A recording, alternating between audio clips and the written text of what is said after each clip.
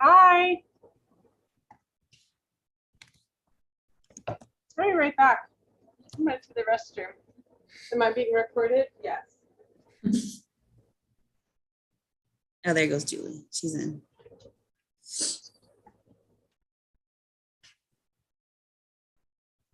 I have a question. Is this supposed to wrap up around 7:30? Around 7:30, we wanted to have at least 30 minutes at the end for questions, and that way David can also do a closing statement about like Okay. our last laser that's tomorrow. Okay.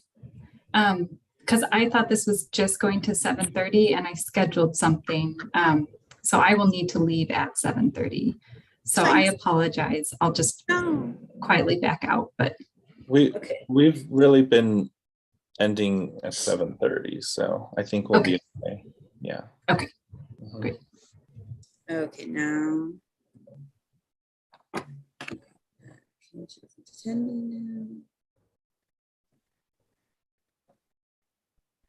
Okay, there you go, Julie. You should be able to share your screen. I was able to get my audio. I'm still working on the video. Hi, Julie. Hi, guys. Can you see me? No, just your not name. yet. Okay.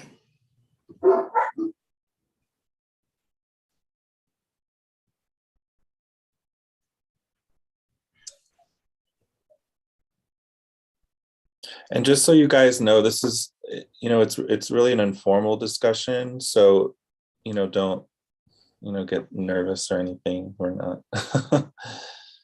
Yeah.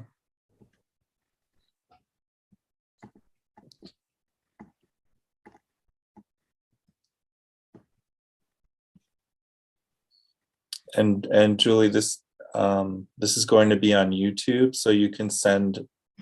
What we usually do is we edit the video into something that's more polished, but now we have YouTube Live, and so people can view it after the fact. But we're gonna send you a good copy that you can send to people that is the cleaner version. So. Okay. Excellent. And we just did 6 of these, so it might be, a while. Hopefully in the next month. Is there any thoughts that you guys have on how I might be able to get the video portion? I'm able to open it on my side, but it doesn't seem to want to pop into the Zoom window. I'm not entirely sure what I might be doing or not doing. Oh, you're on mute, Bianca. Thea is, but that was Julie. There you So go. Julie, So you should be able to, Julie, since you're a co-host.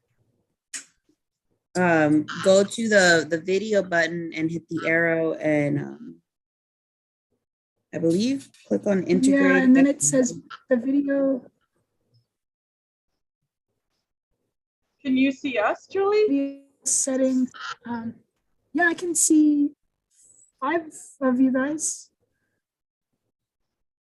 I go to video settings, and then I have like the general video, audio, share screen options, but it won't let me select anything.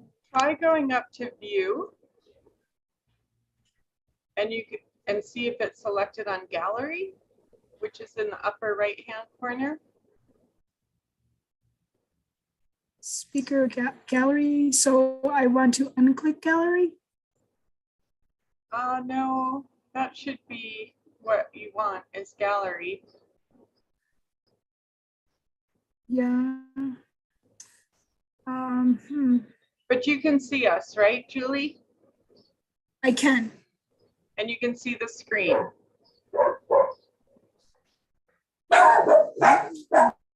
Which I have.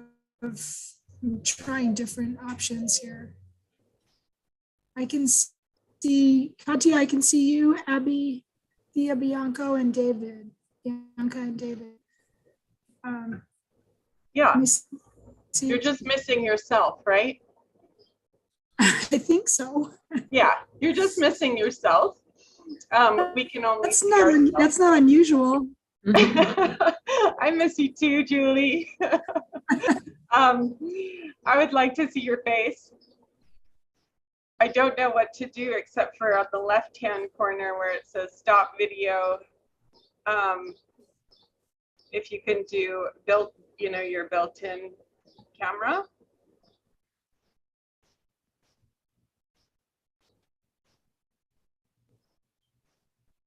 Yay. There Yay. you are. Hey, look at what I somehow didn't find. Oh my goodness.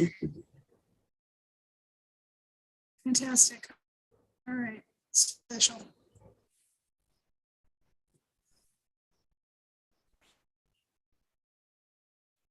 Cool.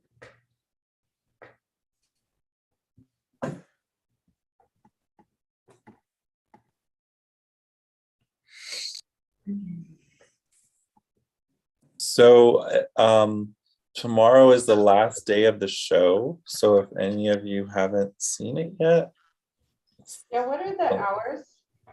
1 to 6. I'm gonna be coming through Santa Fe, but in the morning.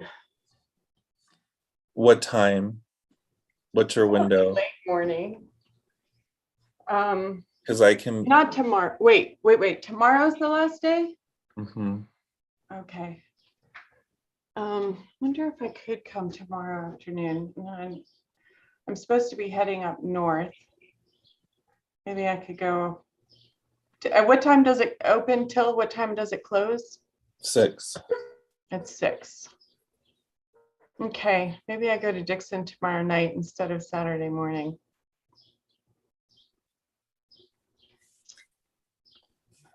All right. Yeah, I have been intending to see it, and the hours just didn't work with my. Yeah, I understand. It's just we have to be there physically. There's I nobody know. else. Yeah. Yeah. Yeah. Okay. Are we ready or what? Now I'm 2 minutes. We're all ready. Now we're waiting for the attendees to come in. They usually start coming in around a minute or two before or 5 minutes after. So if you want to start exactly at 6, we can do that.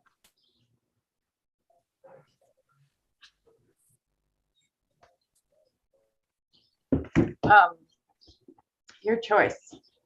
Because you're starting the show, Bianca. Yeah, we'll just start at 6. Exactly. Gonna go let some dogs into the other side of the patio. I'll be really fast.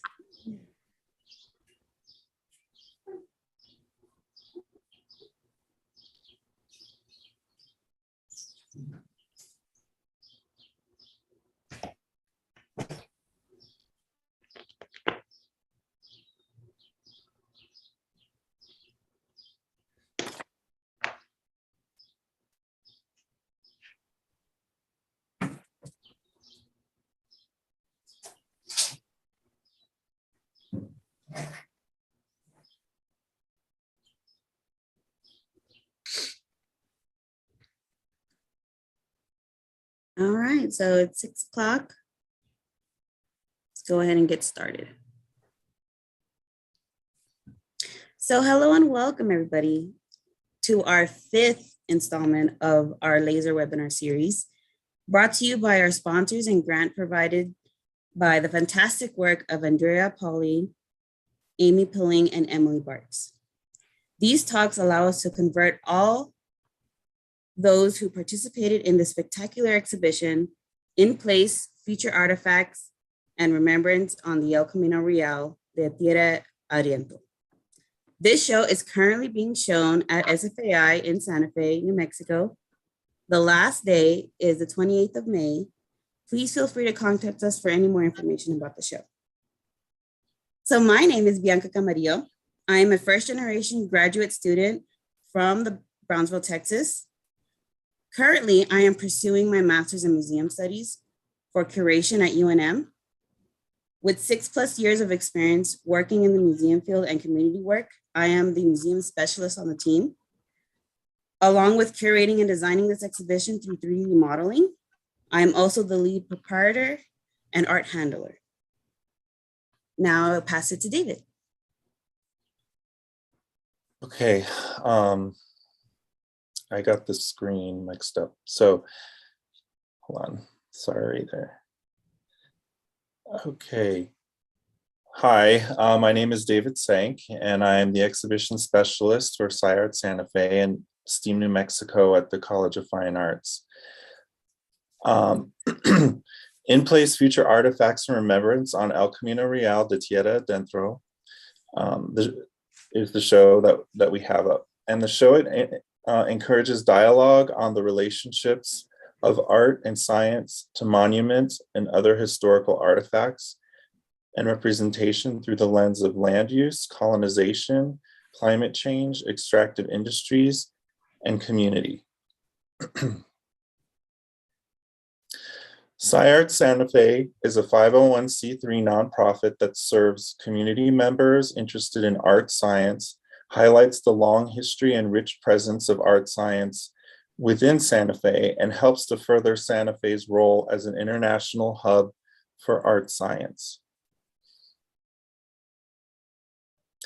The Santa Fe Art Institute is our presenting sponsor. And the Santa Fe Art Institute is an independent arts organization forging critical inquiry and cultural exchange among artists, creative practitioners, and the broader community.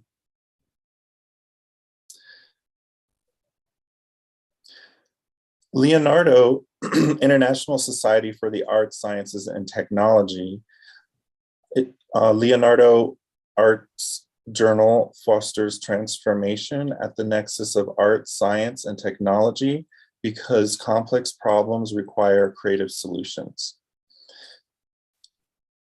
The mission of LASER is to encourage contribution to the cultural environment of a region by fostering interdisciplinary dialogue and opportunities for community building. Leonardo LASER Talks stands for Leonardo Art Science Evening Rendezvous, and LASER Talks are a program of international gatherings held by over 50 organizations worldwide that bring artists, scientists, humanists, and technologists together for informal presentations, performances, and conversations with the wider public. SciArt Santa Fe is now streaming live on YouTube. You can please subscribe to our YouTube channel. If you like the content, if you're enjoying the content here, please donate to our Patreon channel at SciArt Santa Fe.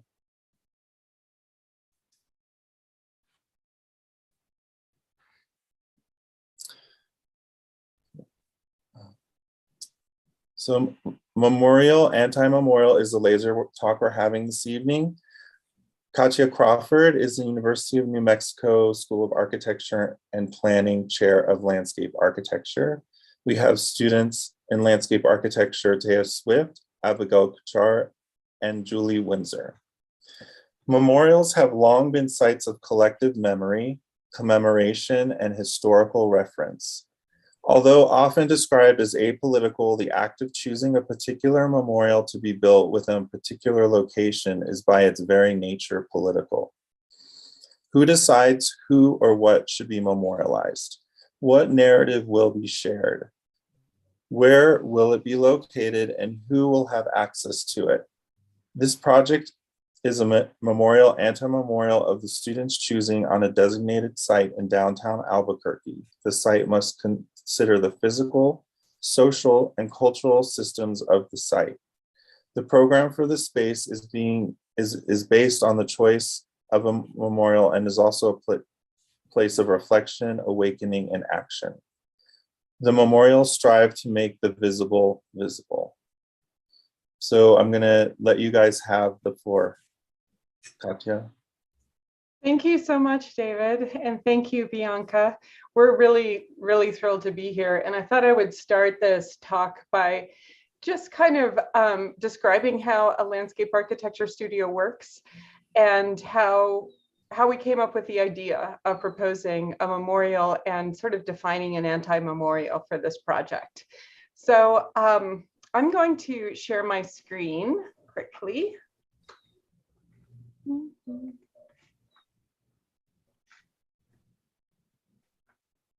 Oops, you're getting to see the last slide, which is not my intention. Hang on, here we go.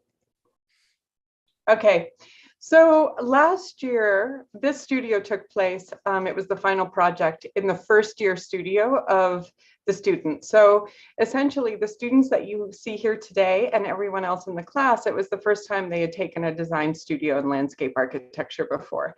And perhaps Sue Fry, my colleague, and I were a little bit insane for proposing a memorial as the final project because there's nothing easy about the memorial.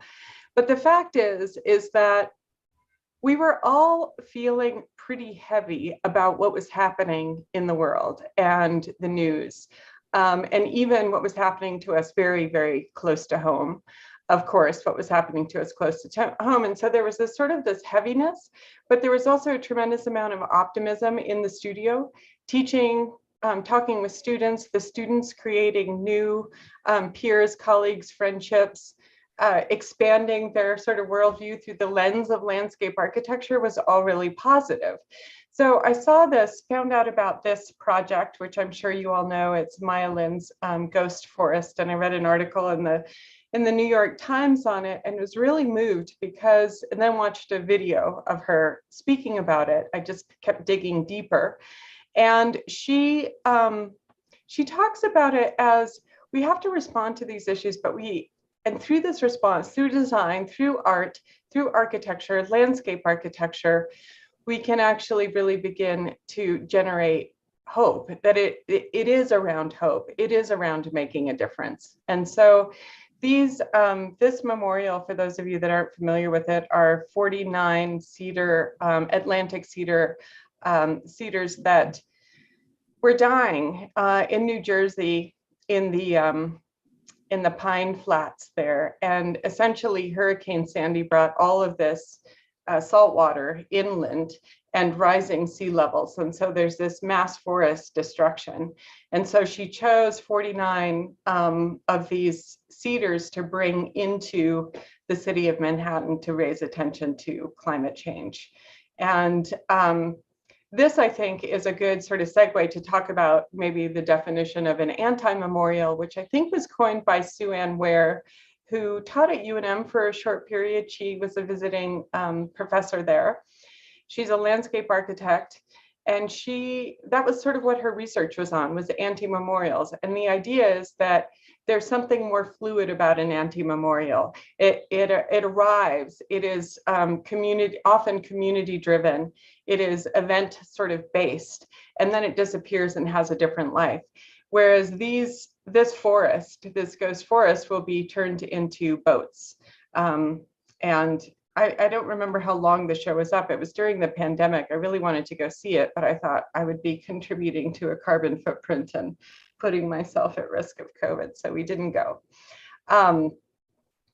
Another example from Sue Ann Ware, I was in Australia when this was happening in 2007, but in 2001, a small fishing boat capsized that was holding refugees from Iraq and Afghanistan, and 353 people died, and it was totally unnecessary because it was in international waters. It was in between Australia and Indonesia. Nobody came to the rescue. And so this memorial took place over a period of 7 years through community collaboration, and then finally decided to make a real statement with it. And it was sort of a competition, or not. Yeah, I suppose it was a competition. Students from all over Australia, like what was the year? I think it wasn't kindergarten, elementary school, secondary education, elementary school students from around Australia submitted ideas, and an 11-year-old Mitchell Donaldson was chosen for this idea where there's the number of poles is 353 poles. The shorter ones represent the children and the taller ones represent the adults. And 600 volunteers came together in Canberra to make the statement, to hold the poles upright and then eventually sort of plant them. And so it lives on. It is, I think over 300 community partners and children from across Australia participated in this event. So the actual making of the memorial was just as important, if not more so, than the artifact of it. And then a sort of more traditional memorial, which is in Mexico City. And these are just some examples that I showed the students before we got started, which is a memorial to victims of violence. And so these massive steel panels they rust, they change over time, and can be written on by folks who have lost loved ones, messages to their loved ones. And then there are lights that illuminate the park at night, and quotes in Spanish that also speak about the memorial. But I want to read, I'll read in English what this quote in Spanish says, and this is from the architects. This memorial, like others, exposes the failures of society to materialize the permanent memory of pain. It is a memorial that materializes not to forget. It is a tribute to those who were victims and their families. It is an antidote construction against the deconstruction generated by violence. It is the witness in time of the broken past. It is the voice that day by day reminds us of the pain that, although we want to overcome, we do not want to forget it, so it does not happen again. It is a project that translates memory into space, into walkable, open, experiential space, that transforms the absences of the missing persons into permanent presence in space and time. So I do want our amazing students here today to be able to talk about their work that is up in the show. David Senk chose those particular projects, and I want to share just a couple of others just so you can see the full breadth of the topics that the students engaged in this studio. But just to orient you, the site for the project is right in downtown Albuquerque, where this red square is. This is a parking structure, and then we have Amtrak, and this is the rapid ride sort of station, and also one of the rapid ride buses. Several of them go up and down Central, so this is Central Avenue. This is a map that Thea made that really shows the context, and it's very important for her project because Amy Beale High School is right next door, and there are very few places in Albuquerque for teenagers to feel like they can own space. So we had a lot of conversations about public open space and who it is actually designed for, and kind of literal messages and implied messages that not all publics are welcome everywhere. So there's a very large unhoused population in downtown Albuquerque as well. So part of the brief required putting bathrooms and some shelter as part of the memorials. But this first one is a human trafficking memorial, which is a series of gardens and sculptures that speak to the disappearance of women and children and boys that go into get pulled into human trafficking. So very tough, intense topics. Abstract sculptures represent people that have disappeared, and the plantings as well give a sense of they respond to the seasons and give a sense, providing nature in a very concrete, harsh downtown world. This one by Katie Boss, Gun Violence Memorial. You can see here there's this primary path that is meant to be a hallway, and then classrooms that come off of this primary path with empty chairs that represent children that have been killed in school shootings. This one by Victoria is called The Lost Sisters, and it is a memorial for missing and murdered Indigenous women. And as you can see, she has taken the handprint associated with activist groups that represent missing and murdered Indigenous women to create a public open space, a place of mourning and gathering, and also like a sense of water as the lifeline. This one is drunk driving memorial, and so it's called Sunshine Park, and this is shaped like a sort of a rising sun with rays of plantings that come out, plenty of places to sit. Here is a mailbox where you can drop letters in or things that you would like to be projected on a movie screen at night, messages about drunk driving or photographs, etc. So it has sort of a digital component as well. And there's a rendering of it during the daytime. And I think that is it. I'd like to introduce now the students we have with us: Abigail Kuchar, Thea Swift, and Julie Windsor. And these are their projects, and they'll talk about the work that they did. So Abby, you're up. Awesome. Thank you, Katya. So I chose to memorialize the lives lost from the COVID-19 pandemic, as well as the collective trauma and stress humanity has faced over the last few years now. I personally felt as though I hadn't been able to really wrap my mind around the enormity of the tragedy and wanted to use this project as a form of catharsis. I saw myself looking back on this project years from now and having it act as kind of a personal memorial to this chapter of my life and to all of our lives, really. So the park design is based off of three main concepts: remember, process, and reflect. Remember, the Serpentine pathway is marked with a chronological timeline of notable events, starting with the first documented case to the most recent update. These bands of text can be replaced as need be, seeing as the pandemic is still, unfortunately, very much ongoing. Process, there is an interactive art wall along the length of the alleyway. The wall has prompts and encourages visitors to express fears and memories from the last few years. The art wall is designed to be temporary, but can last as long as it is needed. And reflect. The focal point of the park is a reflecting pond with seating. Visitors are encouraged to sit and experience the emotions that may have been brought up to the surface. Surrounding the pond are ornamental trees and flowers, acting as a living altar to those we have lost. Next.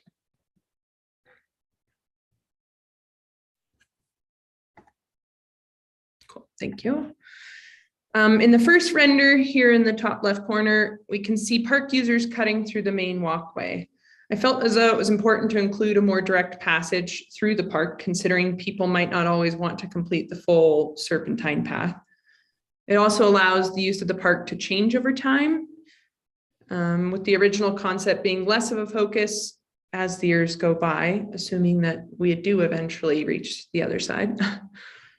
The second render shows a caseworker distributing resources to a person experiencing houselessness.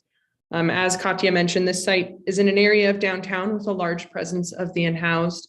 So it was very important for me to address that concern by providing a 24-hour restroom, hand washing basins, and food and medical services.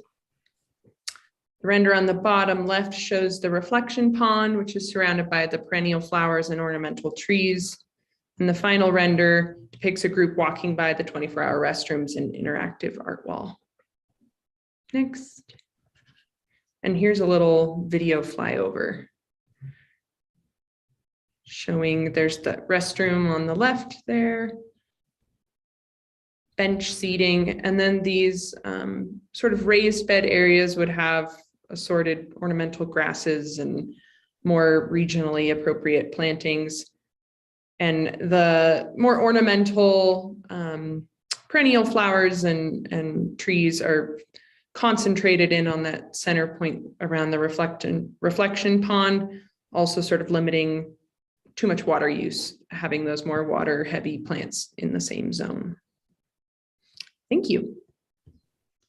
Thank you, Abby. Thank you so much. Next, we have Julie Windsor and her memorial. So in the design progress or progression for this park, I was trying to incorporate the materiality of being so close to the train station, but also there was a lack of green space in the area. And also, as Katia mentioned, the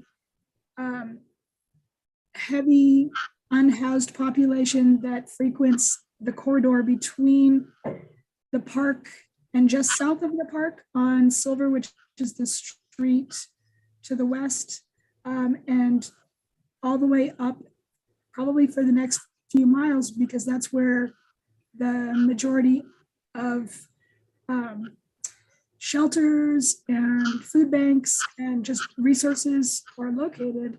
So I was trying to kind of create a sense of space and belonging for people walking between these destinations, but also a space that could be used, during the evening, nightlife, picnicking, the school, the Amtrak.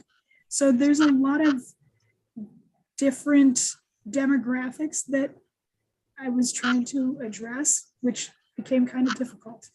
I wanted a place where there was shelter from the elements, there was a place to fill water, 24-hour bathrooms, and then also a place to get warm, which isn't typically offered. I mean, in developing this design, I realized that it's not because they can't get into a shelter in the evening, it also is by choice. And so, I think that it's something that isn't addressed. And it's not that Albuquerque is a particularly cold climate, but it's like just a basic need. It's a basic humanitarian comfort to have a place to go for warmth, shelter, and water. And so I tried to incorporate all of these, and that's why I named it Firewater Park. I'm really attracted to repurposing and in a sense, repeating design. So I thought, to cut a rail car in half and utilize, so that the top left image was a half a rail car repurposed with almost like a platform and sort of platform lighting to shelter from the southwest wind. And I put one in the opposite corner on the northeast side of the park. Just depending on seasonal prevailing wind, you had the option. Places to sit, to rest, to have lunch, to wait for the bus. And then the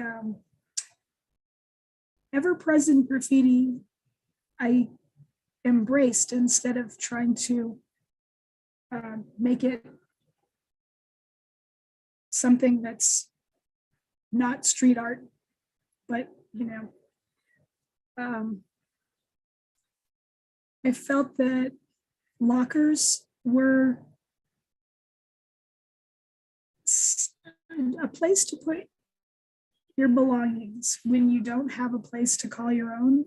May, in theory, sound fantastic. I'm not sure if it would entirely work, but I think it's worth a shot. And then offering in the 24-hour bathroom render, there's a water fill station, and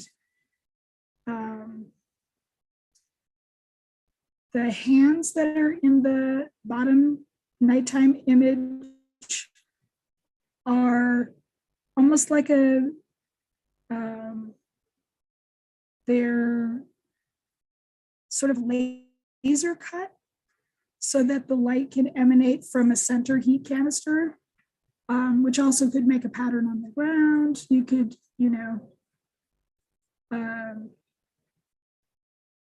I was thinking that the lighting in the center because it's surrounded by trees, could create almost like a magical space in the middle of the park that couldn't be seen from the outside because of the surrounding trees, so that you would almost have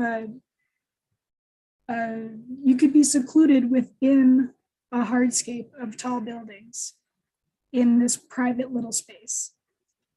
And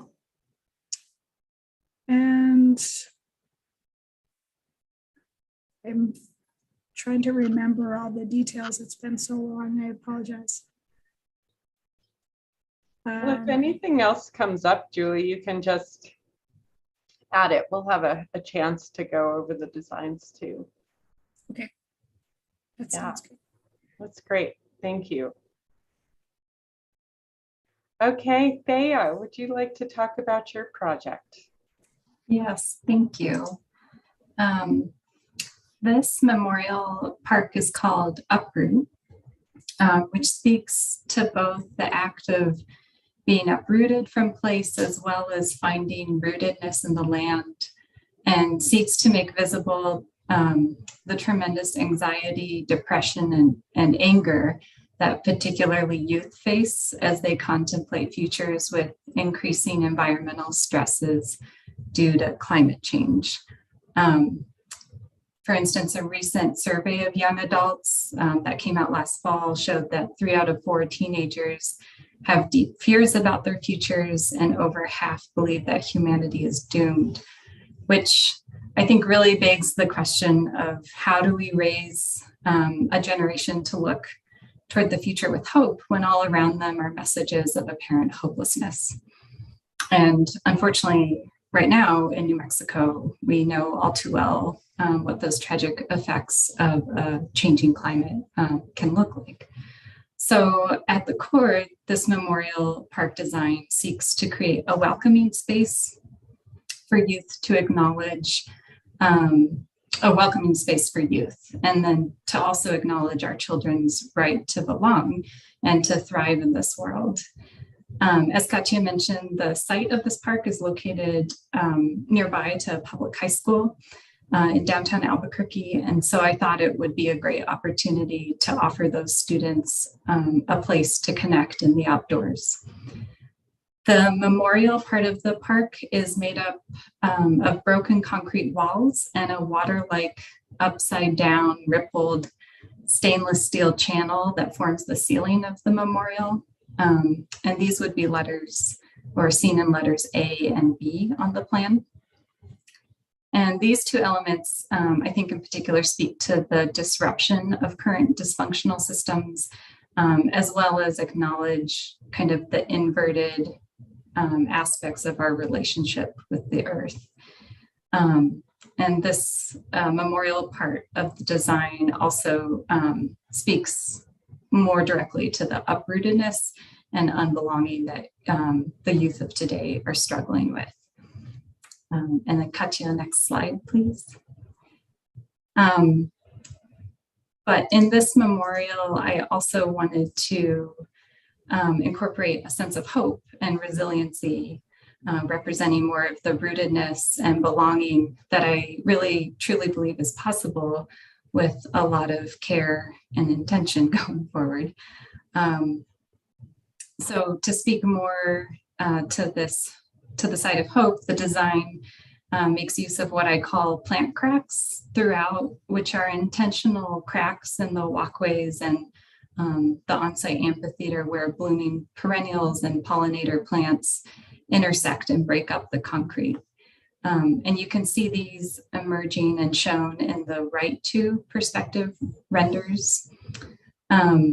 This park design also incorporates a recessed amphitheater south of the memorial, which is shown in the bottom right render here.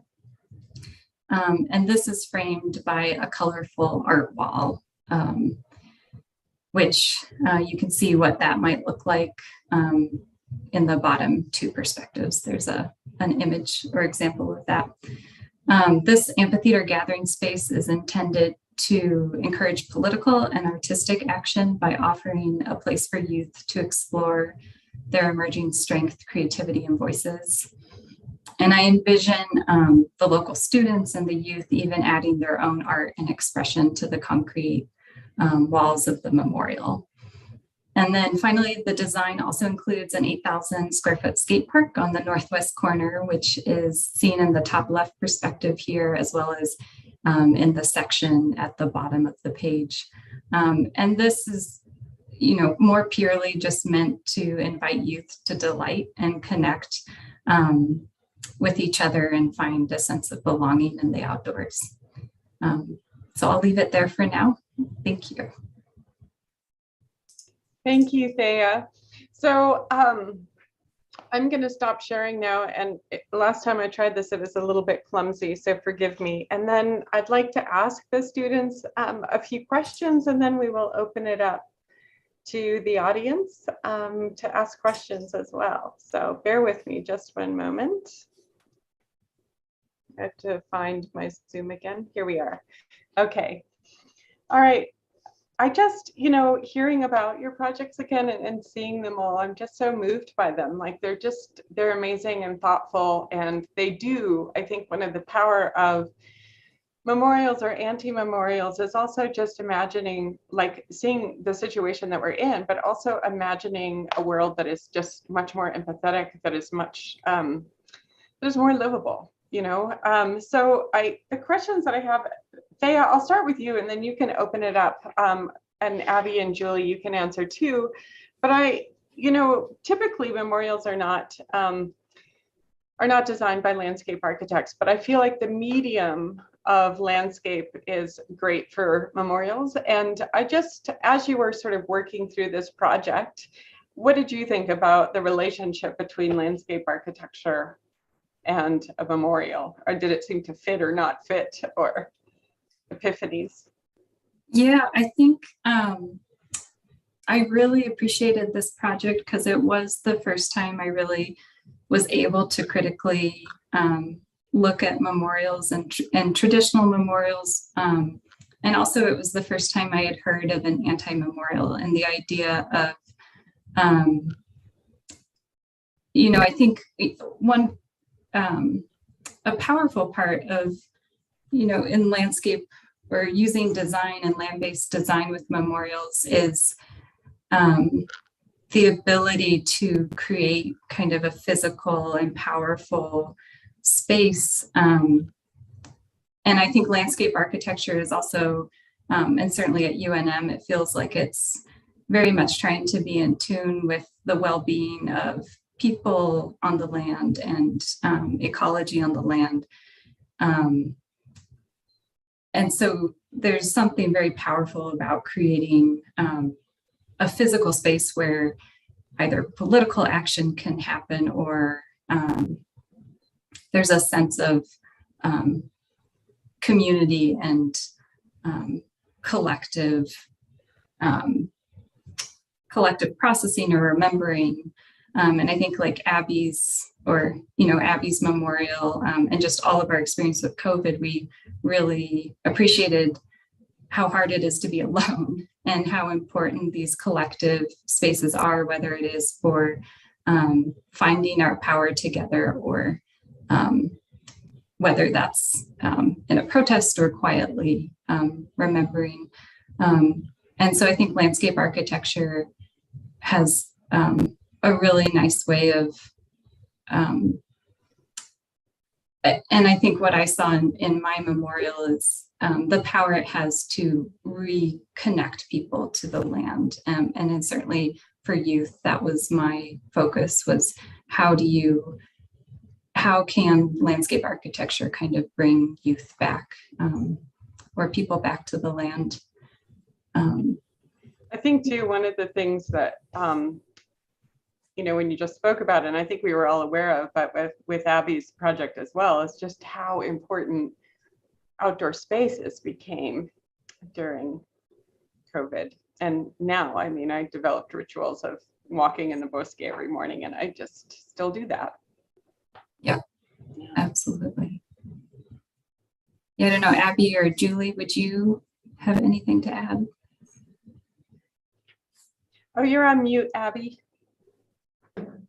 Yeah, I was just gonna say, I think there's something, when I thought of memorials before this project, I thought of sort of this like, I don't know, sculpture or, you know, a singular place. And I think that especially for things involving grief, a landscape feels more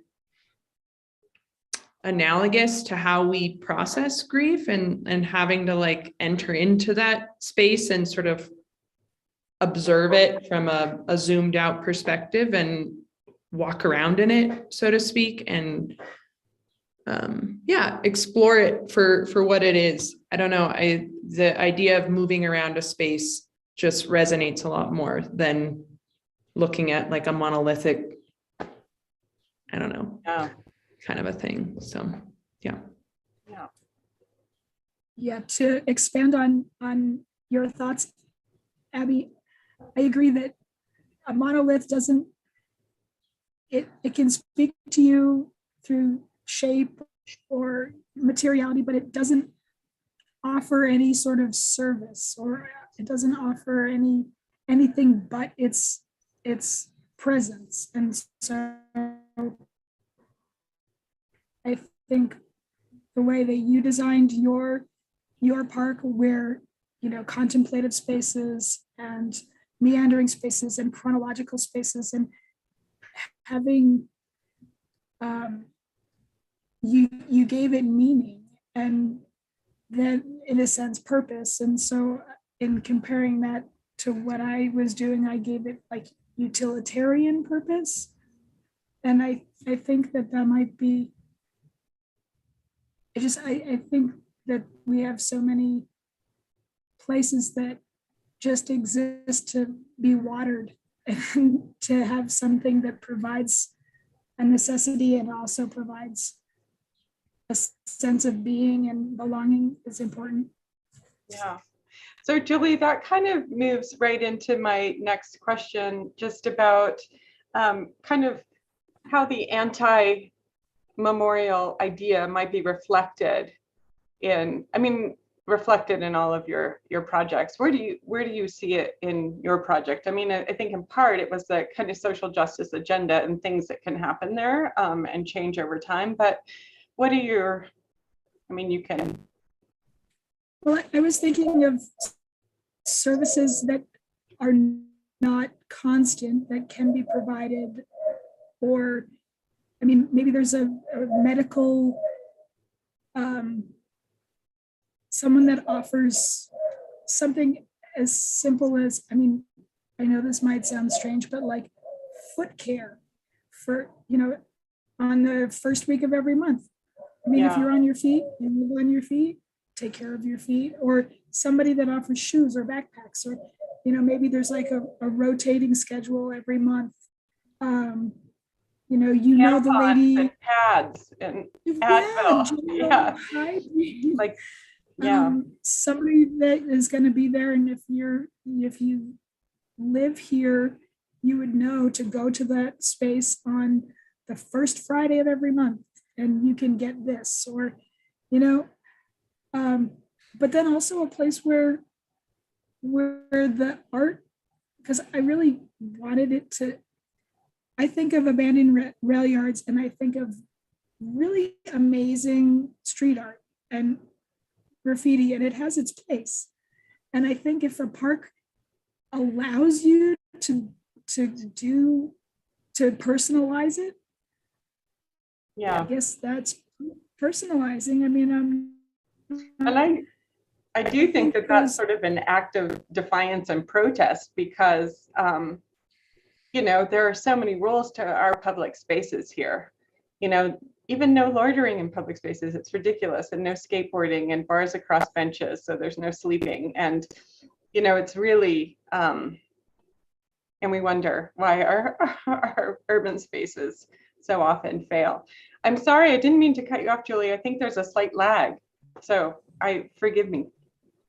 No, I think I got my main thoughts. Okay. Abby, do you want to add anything? Yeah, I guess, for my project, specifically thinking about it in the anti-memorial lens, I really liked this idea of this interactive art wall, and it, a few precedents that I looked at were these kind of large chalkboard paint covered boards. Honestly, they're the most places I've seen them are like music festivals, and they usually have prompts like, what's your biggest dream or goal in life? And the prompts that I was thinking of were, like what did you feel when like the first lockdown order happened? Or like, what was your first response when, that I feel like with the pandemic, at least this just my own experience, like those first few days and few weeks and months felt so just intense, like deeply, deeply intense. And almost everyone I've talked to is able to like really vividly recall, like where they were, what they were doing, like the weird things that they ran out and bought at the grocery store. I bought a bunch of Drano and vegetable oil because I was convinced that I was going to be making soap for like my entire community. So I needed like lye to, to make soap. So that kind of just like,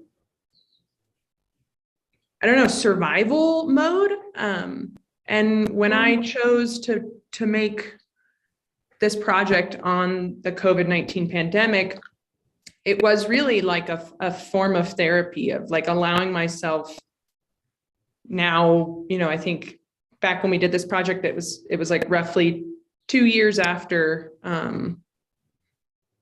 maybe a little around 2 years after the first like lockdowns happened, and to allow myself to kind of like go back into that place and like look through journals and stuff that I had going, and to sort of like remember that fear and panic of like the solitude behind it all. And I had 2 family members, undergoing chemo at the time, and like everyone, I mean, we all have our story of like how real that this pandemic has been. And then I think reflecting on it recently, as the pandemic has continued to continue, having a space where it can still be real and intense for the people who are losing loved ones now. Because I think if I was someone who had a family member pass away recently, I think I would feel like a lot of anger and frustration at the way that as a society and as a species, we've sort of just like pushed it aside. And I think there are lots of reasons for that. And I'm not necessarily arguing that it's right or wrong, but I just, the idea of a place where somebody could always go and feel sort of that at this point, this is the most intense time of the pandemic for that person or that family. Yeah.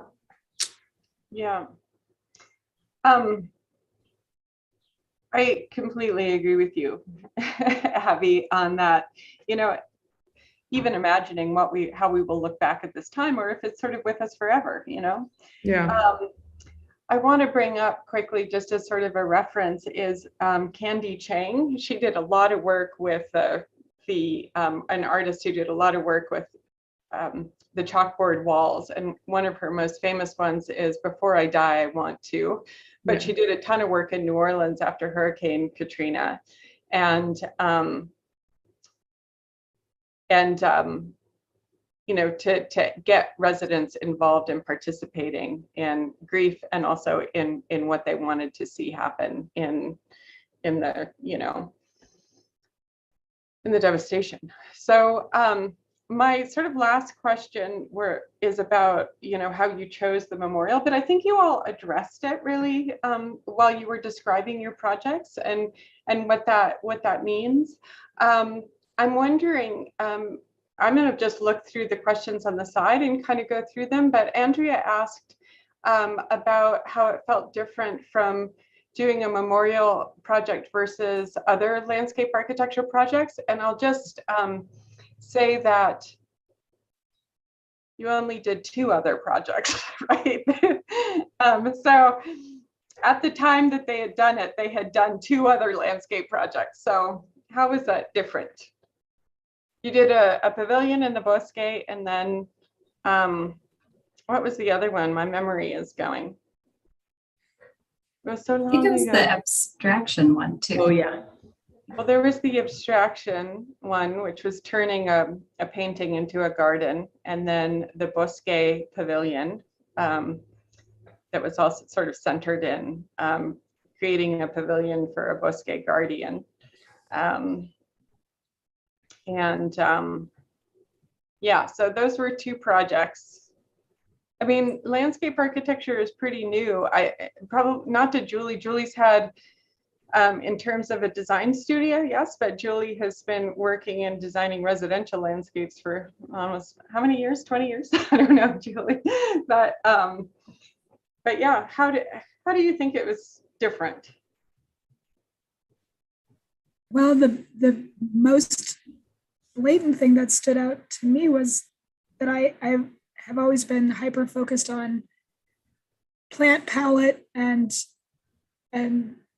never really did anything 3-dimensional that wasn't, like, I mean, maybe a flagstone walkway or a retaining wall, but I never really used my design skills to do anything that wasn't organic and green, or trees, biennials or perennials. I mean, it almost made me forget to think about the thing that I've spent the most time on for so many years, because I was so focused on a totally different way of looking at an installation. I was like, oh my God, I've always just been focused on soil and pollinators, or, color palettes, or the right tree for the right microclimate. And I was like, wow, I could actually incorporate all of these things in, I'm learning a whole new set of skills.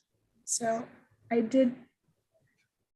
definitely, I'm looking at things a little bit differently these days. Oh,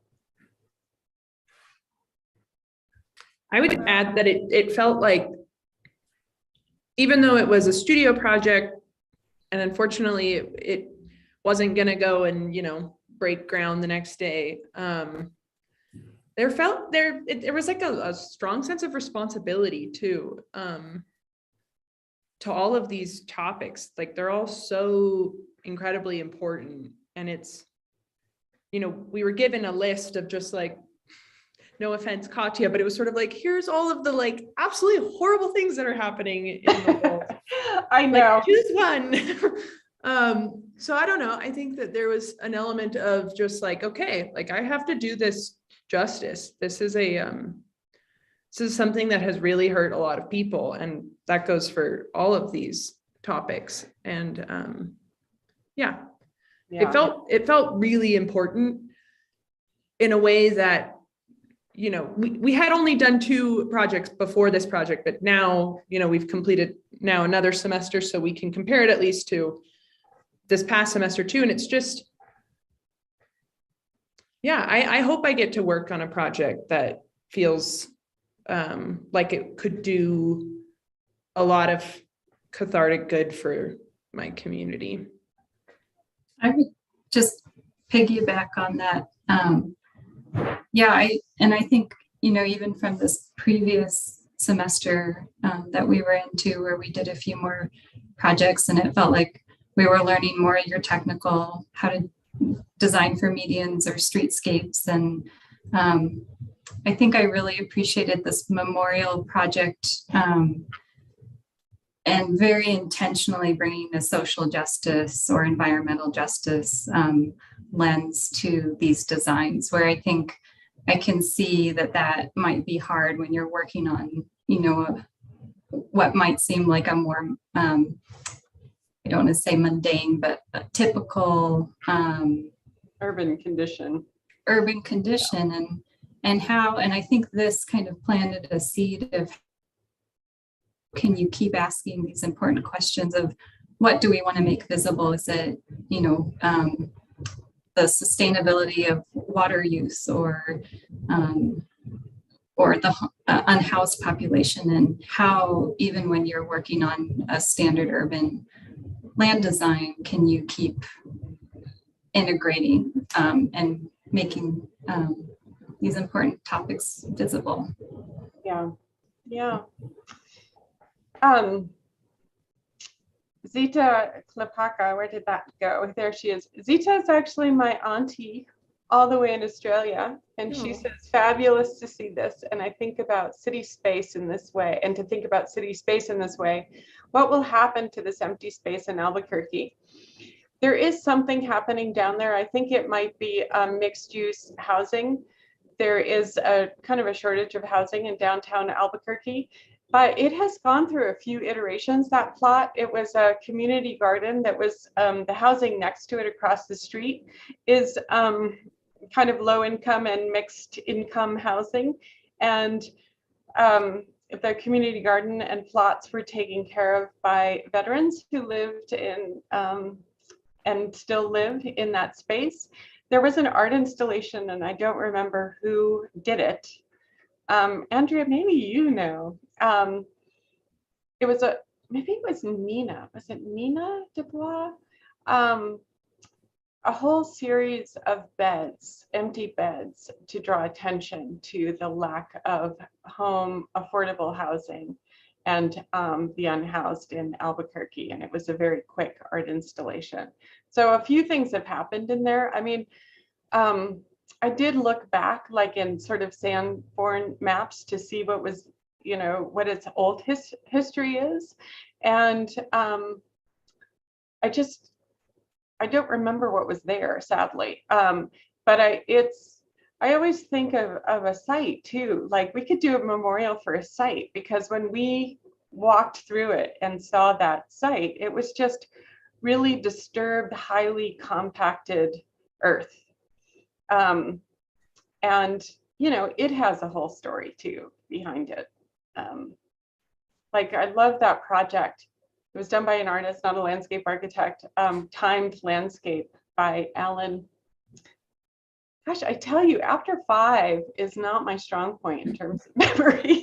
What was his name? Does anyone, you know, in New York, it's called Timed Landscape, but it's essentially a park that is closed off to people. And it is, oh yeah, Alan Sonfus. Thank you, Andrea. And it's essentially, you know, letting an urban wild actually sort of happen without people.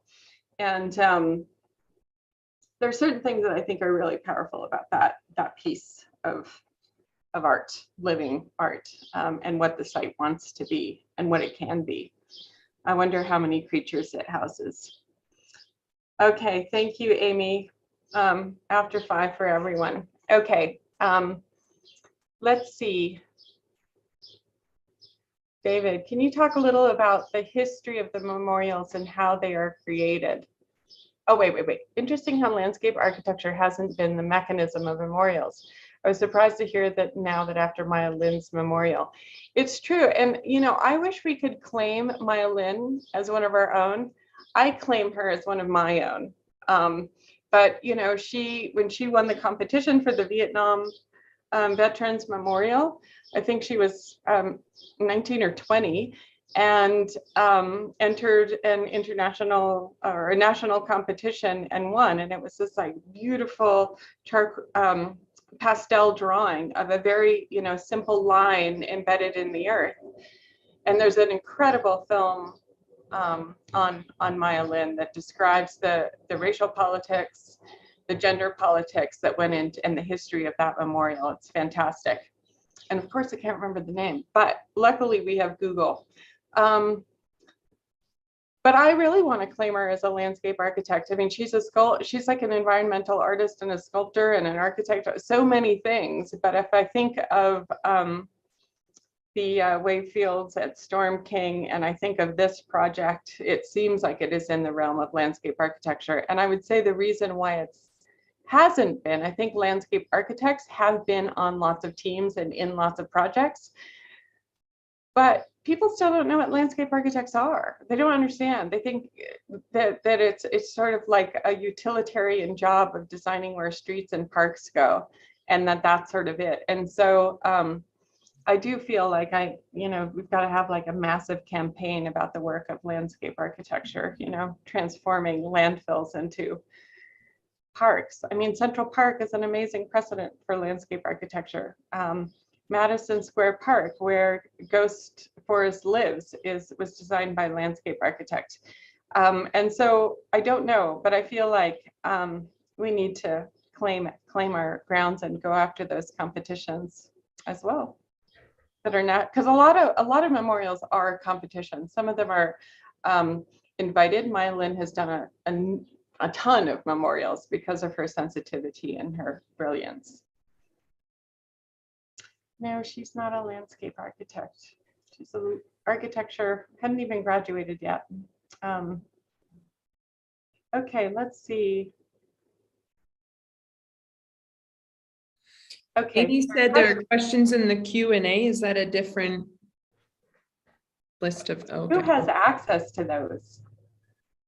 Oh, is You the guys Q&A should. different in the chat? If you click on Q&A, there's another window. Oh, whoops. Okay, I'll read this.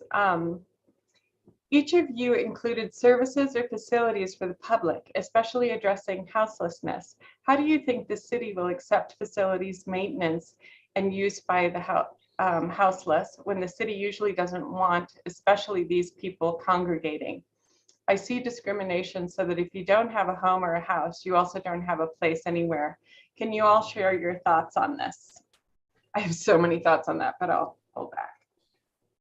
Yeah, that was something that I, and I'll definitely let Julie talk about this most because that was definitely the topic of your park. But that was something that I struggled with at the beginning when I knew that there needed to be some sort of resource of some kind, but I also was sort of like, okay, the reality of this getting approved by the city feels like it wouldn't happen. And so I tried to look for some precedents, and I'm not going to exactly remember all of the names, but there is a park, I want to say in Los Angeles, and they've developed a pretty progressive idea of, I think they called them park stewards or something like that. And it is like a city funded position to essentially have somebody with like a mobile marquee, basically just in the park, just acting as a presence there,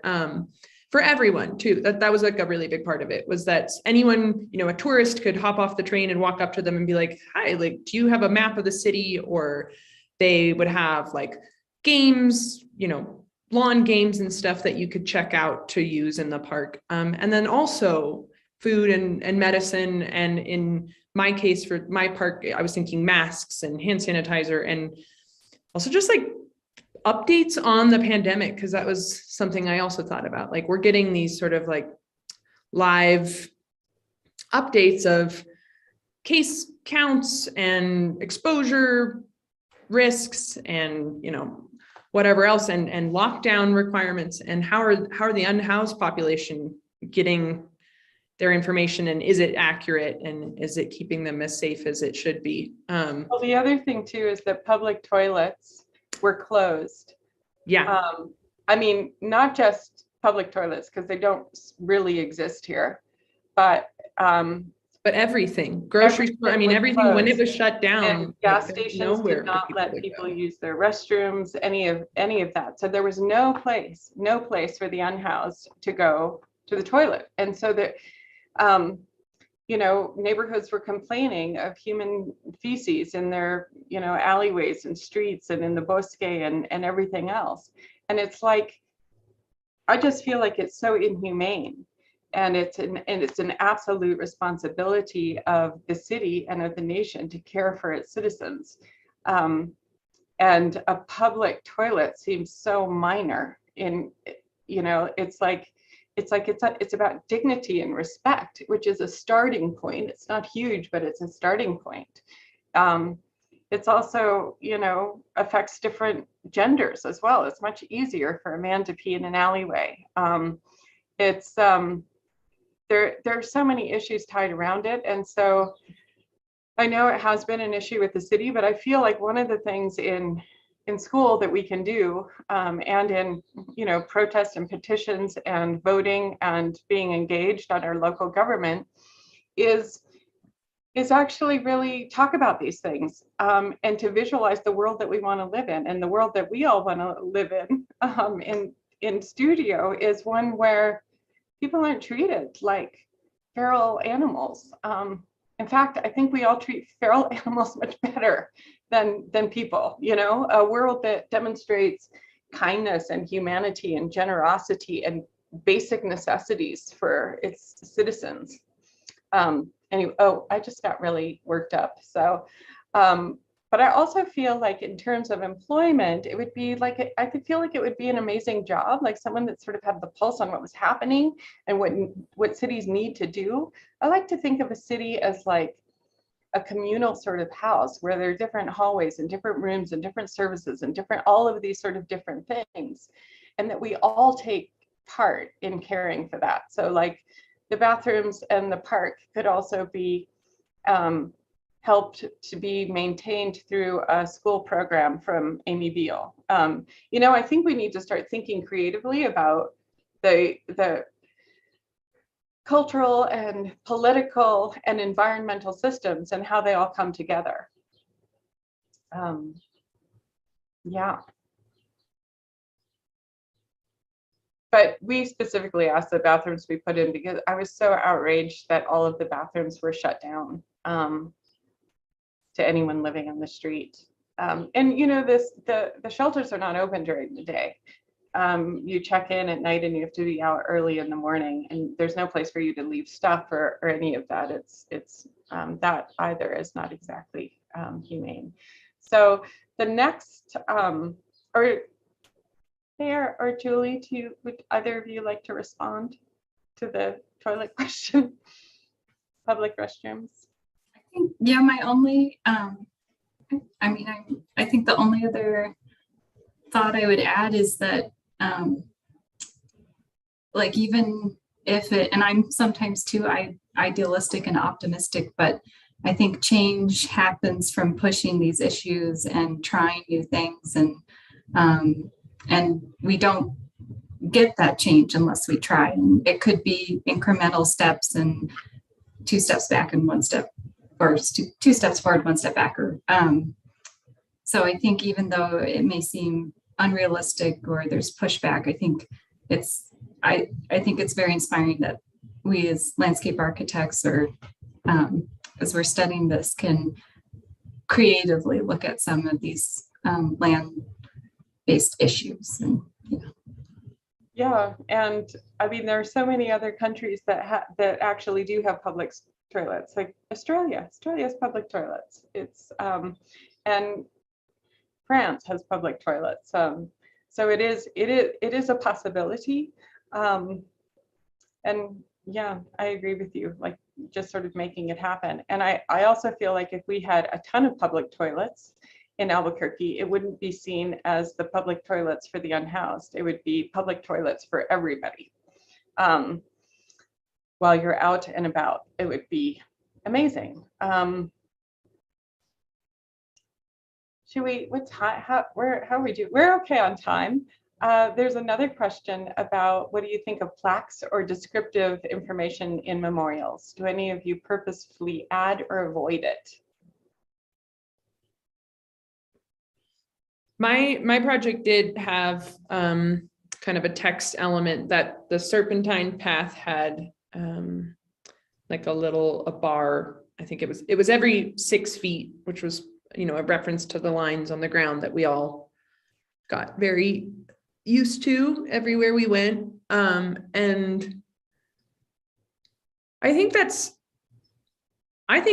helpful. I think it's really important. I think that as much as I want to believe that like the space would be so well thought out that people would instantly get it, I think all of our experiences are so unique that inevitably, if you're wanting to communicate something specific, I think some text explanation is a good thing. And then people can choose to have that as their interpretation or read it and go, yeah, well, it actually makes me think of something completely different, but still really impactful.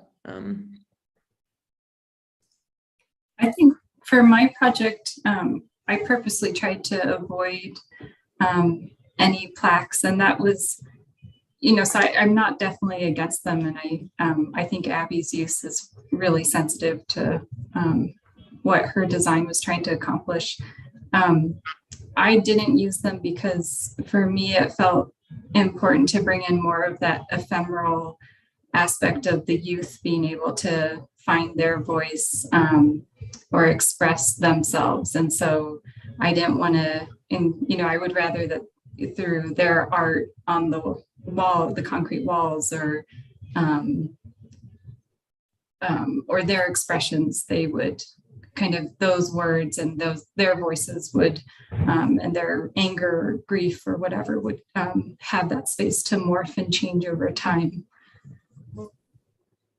Yeah, I think, I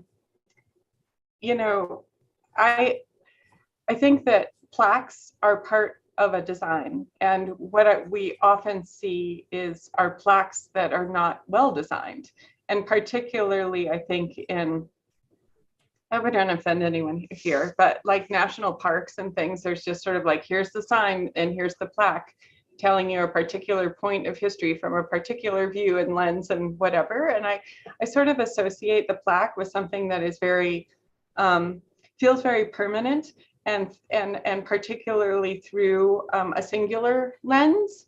And so I agree that I love it. I love reading like an artist statement on a piece of work, but I like to look at the work first and then read the artist's statement. Like this is sort of this back and forth. I feel like their text can be really important. It too also, but I would like to see other ways of creating plaques or other ways of getting information across, because it also, it's in a specific language, and then it means that you have to be able to read, and what if you're blind, or there's certain groups of folks that will not be able to partake in that conversation. So how do you make it sort of accessible and incorporated into the design? And I think that Abby, your proposal on the ground as sort of also like a walking meditation of sort of a timeline and pausing, I think was very sensitively done,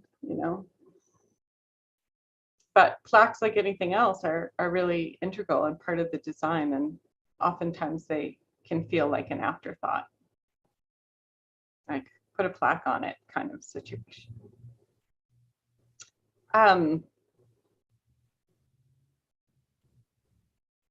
Let's see, do you think that memorials like this for the community's use are happening in other parts of the country?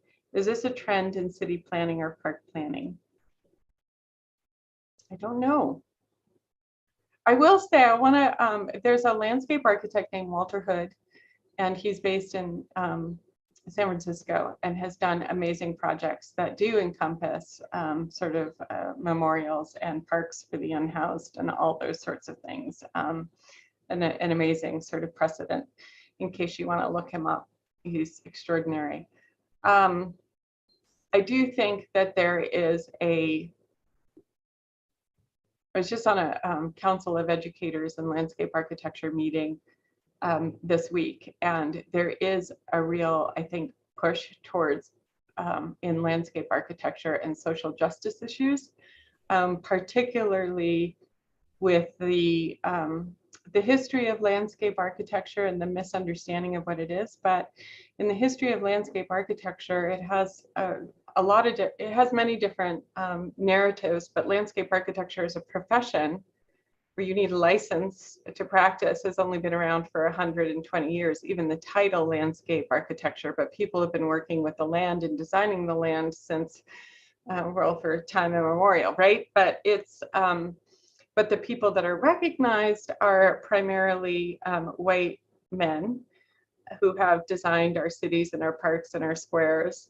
And then the other side of that is designing grand gardens for the elite, and landscape architecture as a profession, was complicit in redlining, and it does have sort of a Eurocentric value system at its core, and that is really being challenged and broken down, because landscape architecture does have the power, I always say this, to be sort of a 21st century superhero. I mean, what landscape architecture concerns itself with are the relationship between ecological and cultural systems, and as they come together. We care about social and environmental justice at its core. But there are also, golf courses and whatever else that happens simultaneously at the same time. I think architecture struggles with that as well, where you have actual sort of architecture that is building that is really thoughtfully designed, but is out of the price range of the masses, unless it is a museum or a public building. And then most of the buildings are really designed by developers who are interested in profit over placemaking. And so each profession, I think, is wrought with sort of contradictions.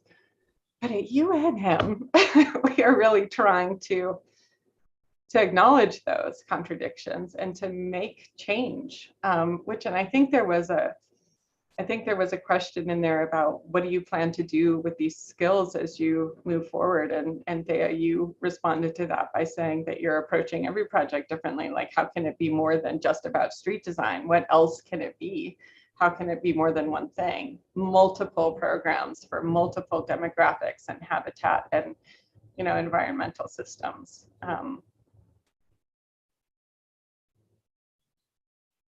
Anyone want to jump in?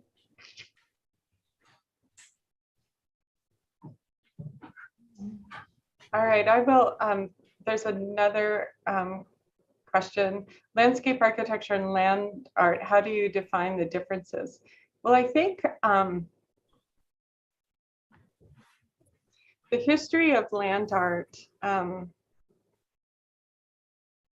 is very different than the history of landscape architecture. The history of land art really was about breaking out of the gallery and into the landscape. But I think a major difference is landscape architecture at its core has the health and well-being of a public, and land art is not necessarily concerned with a public. I think that's probably the primary difference. I'm just going to take a second and look at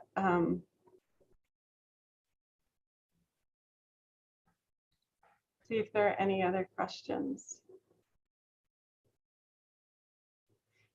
Thank you, Andrea, for sharing all those links, and David too. And Andrea, I am also amazed that the students had not done many landscape architecture projects before either, because they were brilliant. We were really lucky. We just had amazing students, and they just gave it their all and dove right in. It was such an honor. And Sue and I both learned so much from our students during this whole process, which is why I love teaching.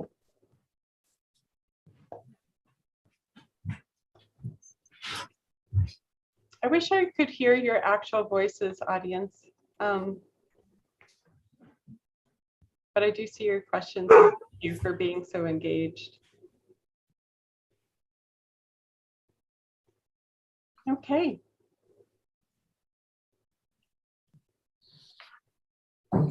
Thank you, Katya. And thank you My all. pleasure. Thank you. And Bianca and Andrea.